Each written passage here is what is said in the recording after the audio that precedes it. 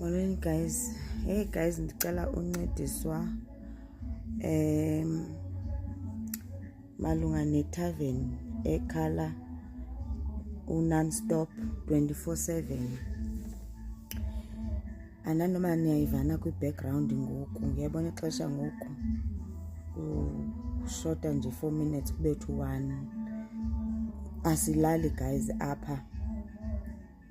Phakathi enyekeni abantwana bavuka bediniwe xa kufuneka besiya esikolweni, especially apha kule area yethu. Sana sinethaveni apha etsho ubusuku bonke, itsho nasekuseni, itsho nasemini.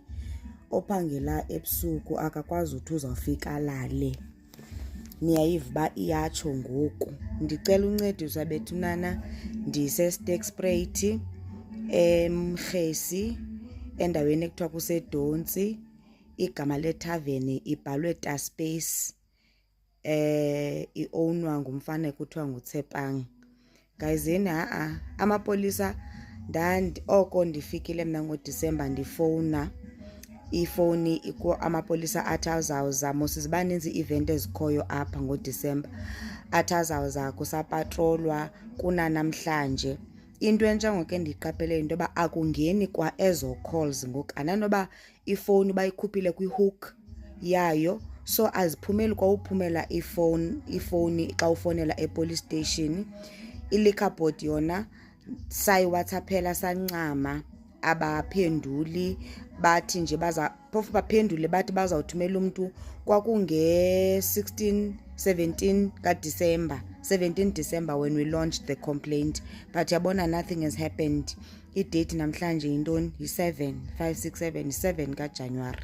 Ndiyanicela guys, nicela niyitrendise to whoever andikhatha noba yi-political party that can assist us, noba ngumeya, noba ngubani OP ocinga uba angasincedisa kule nto sikuyo. Kunzima guys, asilali. Abazali bethu banemibilini. Uziqonda wam umama ude avuke once umculo ukhale, noba ukhale ngabani ixesha uzawuvuka apheke guys, noba umculo ukhale ngo-2, waqala ngo-2. Uba mhlawumbi ebelele watsho umculo ngo-2, uyavuka. Uzawuvuka akline, avuka apheke. Ukuthula komculo uyaphinda uyalala, aphinde umculo aphinde akhale, aphinde avuke. Impiloni na guys le siyiphilayo? Hayi, khanisincediseni guys. Hayi, khanisincediseni. Can you make this trend ke sifumane uncedo nathi? Hello Mzansi, welcome to Mgosi waseMzansi. If today is your first time visiting this channel, please do the right thing and click the subscribe button.